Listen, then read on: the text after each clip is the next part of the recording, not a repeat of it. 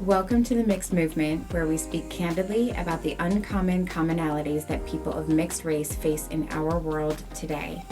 Here, we listen, share, learn, and acknowledge that through our stories, we are all connected.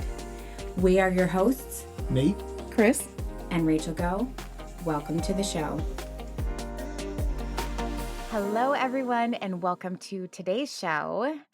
Today, we have a very special guest with us. His name is Jordin, and he is the creator of the Mixed Race Revolution page on Instagram. And Jordan and I have had the opportunity to connect and get to know each other a little bit better over the last couple of months.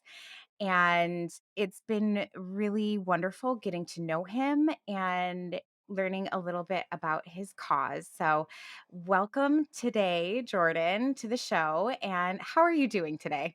I'm doing wonderfully well, and it's a wonderful privilege to be on the program with you, Rachel. Thank you. And I'm looking forward to working together. Yes, me too.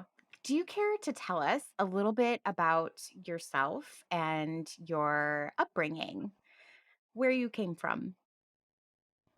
Absolutely. So I was born and raised in Berkeley, California. I lived there for a good 26 years of my life before I settled in Southern Nevada. And frankly, it's been a crazy 30 years that I've been on this planet. But a lot of the crazy things that have happened over those years molded me into the best version of myself. A lot of what happened, it also inspired me to create the Mixed Race Revolutionary brand on Instagram and my 30s. So I've now been 30 for now 3 months now. And I am looking to make my 30s the very best in terms of healing. Also, like spreading the fact to our people that we are enough the way we are.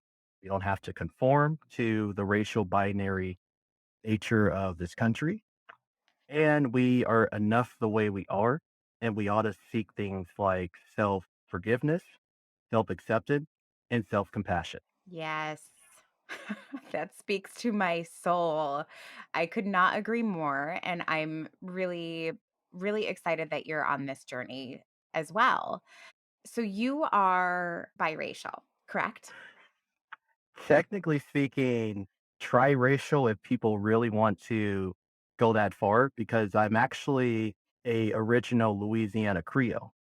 And if you look into like the admixture of the Louisiana Creoles during that time, we are an admixture of African, European, and even Native American, mainly like Choctaw or Cherokee or whichever were the indigenous tribes to Mississippi and Louisiana during that time. And after even speaking to like my auntie, who literally looks like a black, white, native mixed woman, she says that we are Choctaw and Sagali. Either or, it's just people use Sagali or Choctaw, whichever people prefer. Okay. Your parents are both Creole? That's correct. Amazing. And I've noticed that a lot of people in a circle use terms like MGM, which stands for multi-generationally mixed, something along those lines. I hear that a lot, and I also hear like FGM, first generationally mixed. But at this point, I don't really like use those terms because I think that Louisiana Creole specifically refers to something. So I would prefer to go with that as opposed to MGM.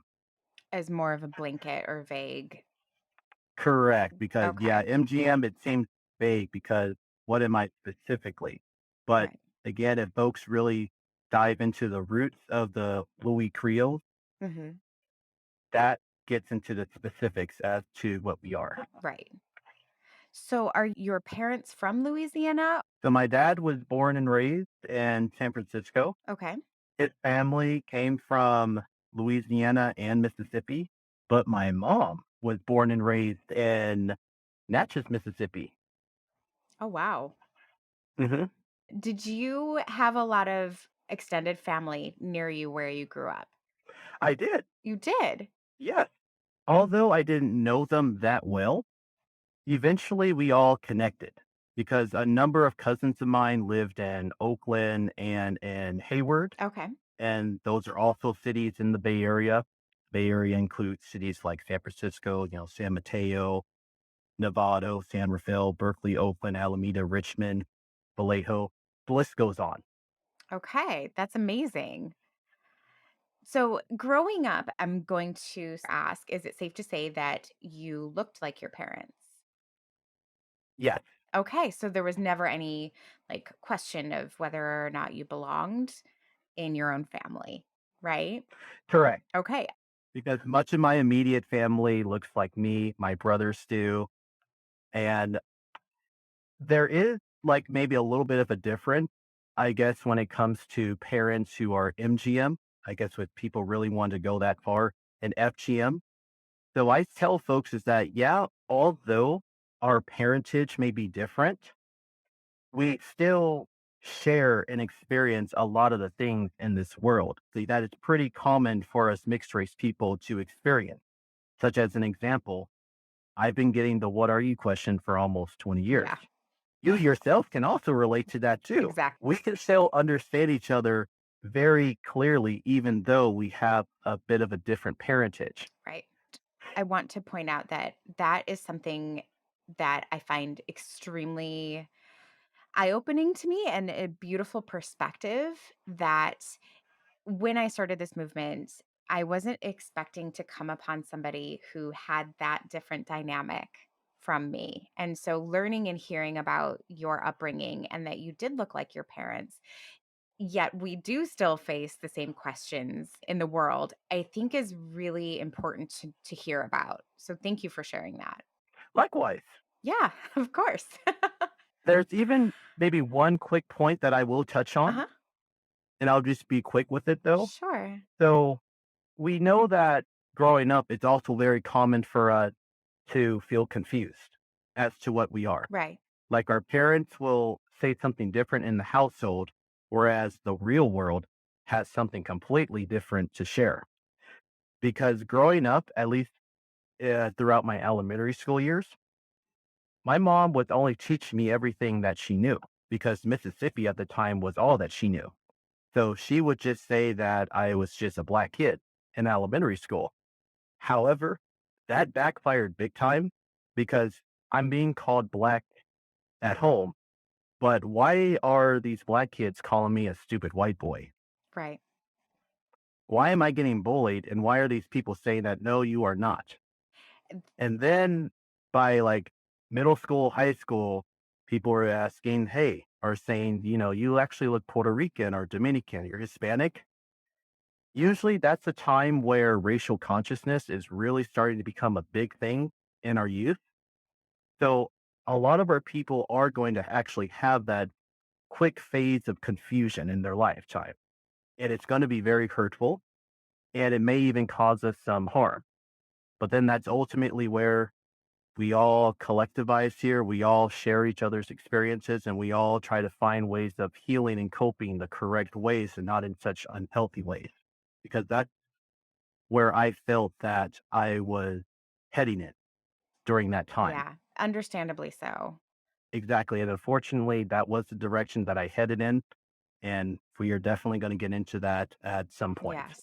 Thank you for that. I call it my term is when the world happened to me or when the world happens to us. In my household, my upbringing, I didn't look like my sister. I didn't look like my mom. I didn't look like the man who adopted me, but it didn't matter because I always felt loved and this is my family. But then once I got out into school life and the world, that was when I noticed that I was different. At home, I didn't.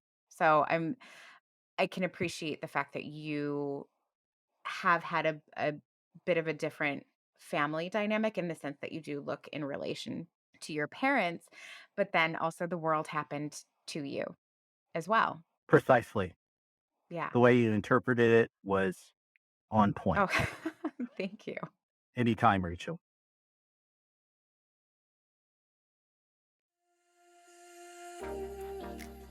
Hi, I'm Rachel Go. It is my mission in life to help people like you learn to love every aspect of themselves in order to attain the life of their dreams.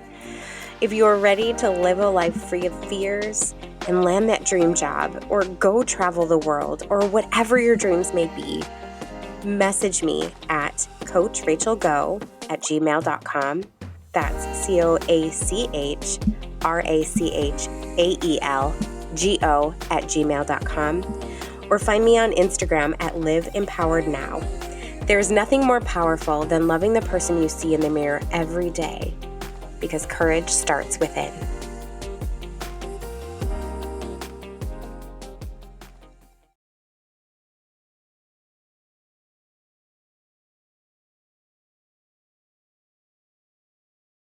So, can you tell me, how did you handle those scenarios? How did you handle being questioned where you fit in? So, like, the "what are you" questions really started kicking in by my 7th grade year in the fall of 2004. But since my mom had been calling me black for quite some time, I would get defensive in school and say that, "Hey, I'm black, I'm black, I'm black," only for these people to say, not really. You look white or you look half white. That's not possible." So it was starting to make me feel very insecure. And my 12-year-old mind has no idea how to cope with stuff like that, let alone dealing with a trait of yours that you cannot even change, which is your racial or your ethnic background. So it's going to cause our kids and our youth to become probably very discombobulated, very confused, and very hurt because the brain doesn't exactly know how to cope with stuff like that. And the parents may not really quite understand that because that's just not really something that they may have not even experienced at all. Exactly. So there's a little bit of a lack of guidance as far as how to navigate those for children. That those are questions that I was asked as well, and I agree with you. You don't really know what to do with it. Exactly. Because again, because my mom is thinking that, well, hey, in Natchez, Mississippi, I was just black. I was called black. I had to sit with the black kid. I had to go to the black side of the doctor's office or the dentist's office, and that was it. So again, it just goes back to her teaching me only the things that she knew. Right. She didn't really quite expect for me to undergo what I underwent during that time. So now she understands it. She gets it now after living in California for the past 50 years. But she still has that mindset because, again, childhood is considered to be probably the most crucial part of a child's development. And it's also going to shape their worldview, their attitude, and just how they perceive things around them. Right. Absolutely. S- So, since she had a different development as well as me, the two were just nearly incompatible to where we were just starting not to understand each other during that time. And Right. unfortunately, that is also a common thing in our community, whereas your parents, your own people who help bring you into this world won't understand you. So how did that affect you and your upbringing? I honestly was starting to become very racist. Really? Oh, yes, during that time. Because during that time, okay, I'm coming home, I'm being called black, but the real world is saying that I'm not. It was starting to make me feel resentful towards my mother because I was thinking that had she been lying to me this entire time? And since there were black kids who were even bullying me because of that, and them saying that I'm just basically this cracker boy, I was starting to become racist right back. But now I can say is that, you can't fight hate with hate. You can't fight racism with racism. So then by the ninth grade, I didn't want to sit with the black kids. There was even honestly one time where I even said the hard R towards a girl. Really? Yeah, yeah, because of what had been going on in my home as far as what my mom was calling me and what these kids were deeming me as during that time. So it was a very crazy period for me during that moment. And then even also, that was also a time where MySpace was very popular and the Yahoo chat rooms, and then also chat rooms in general. I would go on there and make a bunch of racist rants too, with using the hard R, if you know what I mean. What? Wow. I just have to say it's very introspective of you to be able to pinpoint what it did and how it shifted your like internally. So you became racist towards which demographic exactly? What race did you pin as not okay, not acceptable? So during that time, Mhm. because of a lot of the stuff that I was being taught, I was also seeing whiteness as a bad trait. Because again, it all goes back to what my mom was growing up with and what she was teaching me. And then I also do remember my second grade year, I was basically telling this white kid, Jeremy, that, hey, Jeremy's white and there's something wrong with him. And even my teacher at the time was white too. And I was saying that there was something wrong with him. And then my teacher at the time ended up calling my mom and saying that, hey, I think Jordan here is starting to develop some racial prejudice here. You're a 7-year-old kid. So I'm just calling you to express concern. And then my mom got upset at me for that. But I'm like, well, mom, you were kind of teaching me something that you were growing up with. And this all goes back to my second grade year, which I started in the fall of 1999. Wow. So I remembered that incident in the ninth grade. And I'm like, why did I deem whiteness a bad thing if the world thinks I'm white? So maybe I am white. So then that's where I also told my mom when I was 14 is that I'm actually going to put my whiteness over my blackness. And that broke her heart big time. And it definitely caused a lot of drama and a lot of conflicts during that time in the household I can only imagine. because I'm being called two different things. So, like, which is it? Because for all the time, for years, I was being called this, only for the world to say that I'm something completely different. That's what's going to I cause a lost lot you. of Are us you there? to end up in that sunken place of confusion and self hatred. So it honestly is a bit even hard to even go down that memory path since it's a crazy path. Right. But right now I feel bold enough to just come out with just a full blown truth as to what was going on during that time. But then again, all that stuff is what ultimately molded me into who I am today and right now. Good for you for acknowledging that and not hiding or trying to cover up the experiences that you had to go through to get to where you are. So, would you mind sharing a little bit more about where you are now and what your big goal is? Because I personally think that it's a big goal, but I would love for our listeners to hear a little bit more. My goal for my brand, along with everyone who's going to be a part of it or those who want to partner up, is again going back to what I said prior. That is coming to terms with who you are, because that's how you're going to achieve the best level of peace that you can ever imagine. Absolutely. Also, embracing whatever introspective journey that you've embarked upon, because that too can also lead to the peace that you're yearning for, as well as the fact of embracing all the other principles to a peace of mind, such as, again, self forgiveness, self compassion, and self acceptance, because you don't really want to keep holding on to this bitterness. Because if anything, bitterness is going to cause you to curse at the things that are already blessed for you, things that were already set out for you. So it's time to let go of all that bitterness because, yes, during that time, I became very bitter in a racial sense because of what had happened to me. But then that's where ultimately I want us all to just start taking personal accountability for it, though. That is my favorite word, accountability. So, yes, I have to agree wholeheartedly that that is where we need to start. And that is really where a lot of us are in our healing journey begins, is being accountable, holding ourselves accountable for what had happened in our past and how we navigated it then, and then what we can do differently now. Like I said earlier, though, is that the bitterness will cause you to curse at the things that were once blessed to you. So you always want to keep and maintain your blessings, right? Absolutely.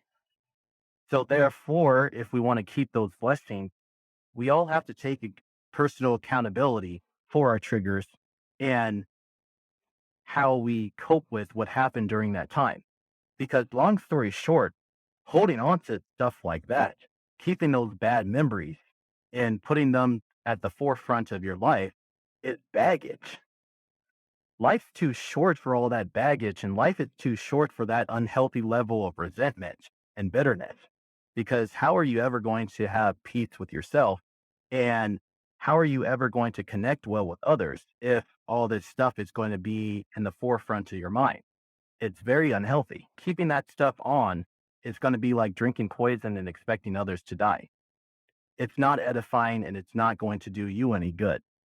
Sure, what some people may have done to us was wrong, but then again, it's now time to take personal accountability and start working ourselves out of that abyss so that we can actually have happiness and peace because we can't make other people do stuff that it's just not in their hearts to do.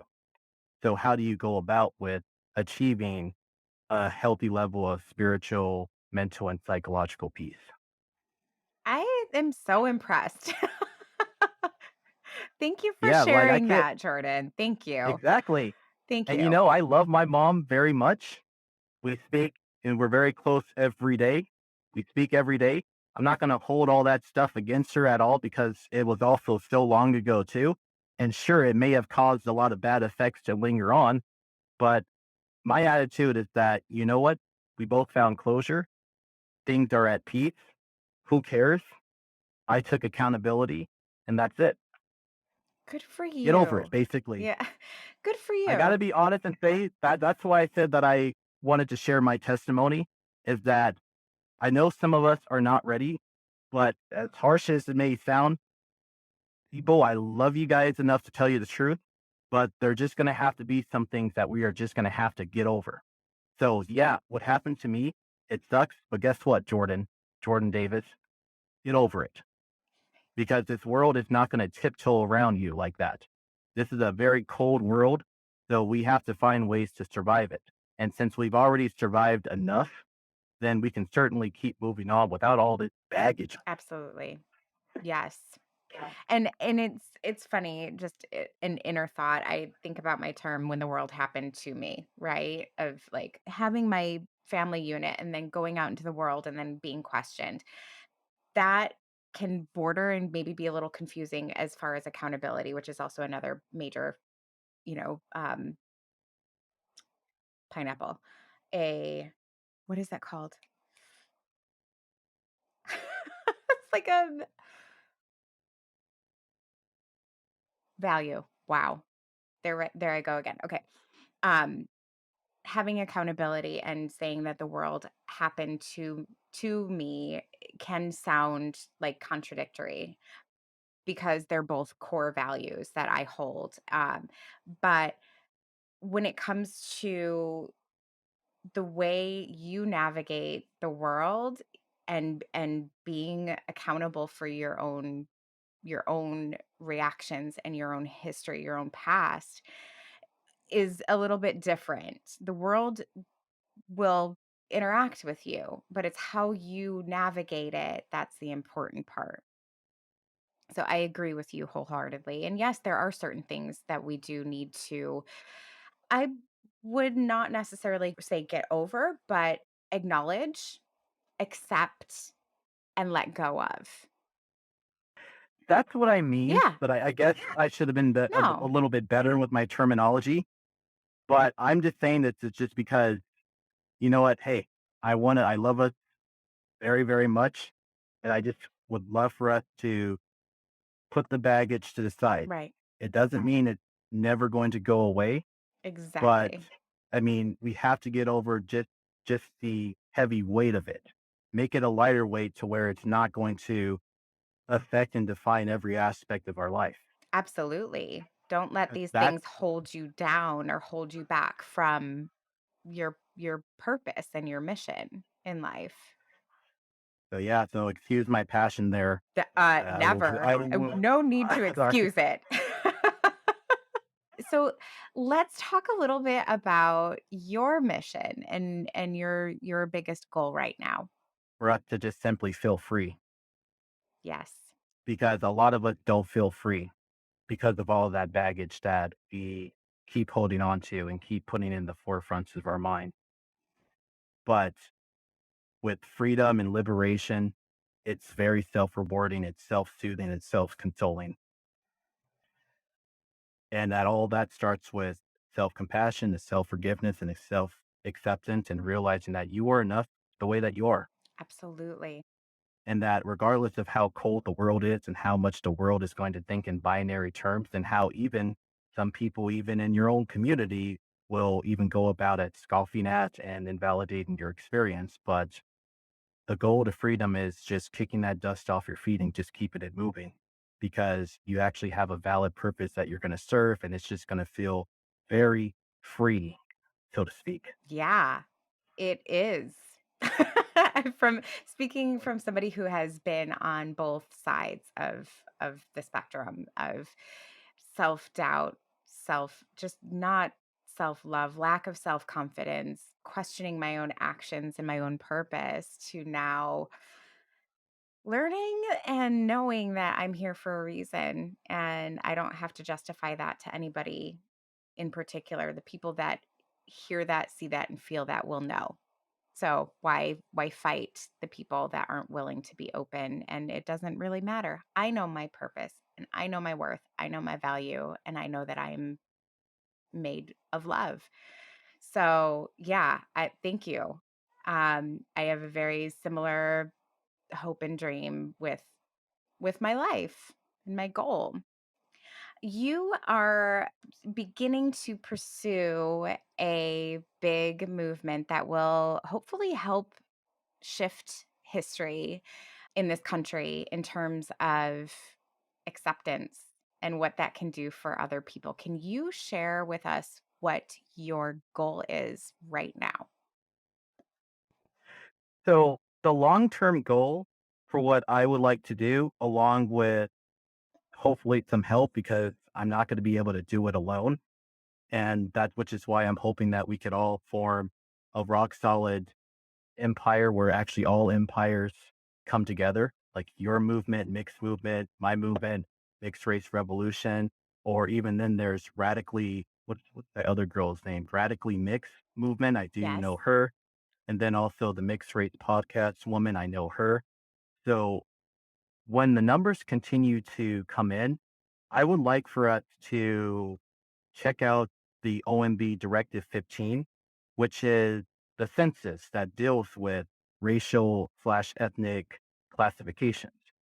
So, although it's now been 22 years since we were able to check multiple boxes or say other or this or that, we could do better.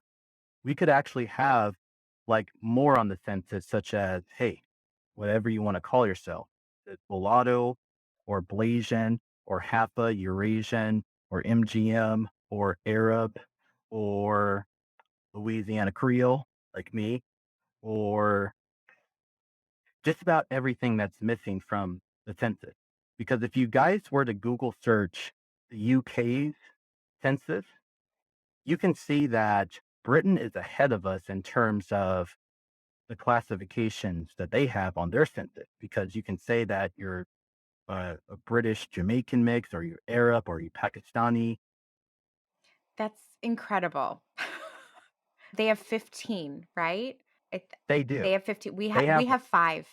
exactly. And honestly, in my opinion, that is sad and pathetic. It's I'm like, America, we can do better. the melting We pot can do of the better. world. Yes, we can do E- better. e- Exactly. So, because like a person who is Arab, like Arab American, they would be put as white. where they can just say, well, where's the category for Arab? Or out here in Las Vegas, like a police officer put the letter H on my ticket. I'm like, and then I, you probably saw that on my Instagram story where I shared what the officer put me as. Yes, H for I was like, Hispanic, right? yeah, I'm like, officer, That's you got this wrong. man. So, so therefore, we could at some point write to the OMB directive and say, could we please add on these additional categories because our population is growing. It had only been 22 years since we were able to do this. And since there are a lot of people who are, becoming like Eurasian or HAPA, that just means like white Asian mix or Blasian, black Asian mix, because my best friend, she is actually a proud Blasian and she considers herself that. And again, with me, Louis Creole, and then there's even some of us who are even still comfortable with calling ourselves mulatto, especially when mulatto was actually once on the US Census up into the 1930s. Well, okay, we'll add mulatto back onto the census if that's what they're going to be comfortable with. So ultimately, the long term goal is to add those additional categories. And we can do it with the right numbers and with the right passion and with the right level of strong will. That's amazing. And yes, I do believe that this is not an unattainable goal. But I do have to ask you, especially for our listeners, if somebody would like to help be a part of this cause and push this forward, what can our listeners do to help? They can feel free to also write to OMB Directive 15 and just go from there. We will like maybe what me and you could do is we could structure how we want, like to go about with it.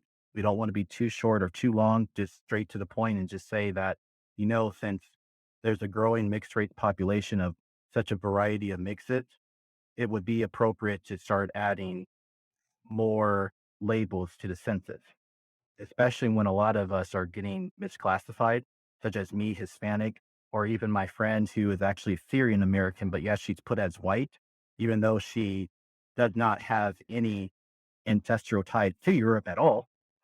Wow. So, Yeah. mhm, I don't think a lot of people really who have not been impacted by having to check boxes that are not correct. I don't think that it's something that most people are even aware of and how impactful that can be on your mental health and the way you view yourself and your identity, especially in a world that questions us almost everywhere we go. What are you? Which is really exactly. frustrating. So then to have to then further when you're filling out forms at doctor's offices or at the on the census to have to choose and have to choose incorrectly can really affect our mental health. So I just want to say, Jordan, thank you for putting in the work that you have and that you're going to continue to do to make this change because I know that it will positively impact and hopefully influence more change in this realm in the future. So thank you. Anytime, my pleasure. Absolutely. So, if there are any other updates as far as taking action, please post about it and I will put a link in the show notes for today for anybody that would like to maybe reach out to you and see what they can do to help. Or if there is a direct link on your Instagram page that you create, I will link it in the show notes as time progresses. So, uh, Jordan, thank you for your time today and sharing all that you have shared with everybody. I really appreciate you and your story and where you came from and where you are now and where you're going. So thank you for being you. Anytime. I do have one last question that I ask everybody. Ask away. Okay. What is your biggest mission in life? What is the legacy that you want to leave behind? As somebody who just simply wanted to get things right, somebody who wanted to lead me and just at least inspire others to go down a much better direction. just because of how there would be an amazing peaceful factor that would come along with it. Now, the what final note that I will say is that I don't really want any of us to come in here with like a savior's complex because people can only save themselves. You can only it starts with saving your own self and then branching out as a collective. Because I can't save anybody and I can't make you do something that's just not in your heart to do. But the least I can do is just give you like a word of inspiration and just go from there.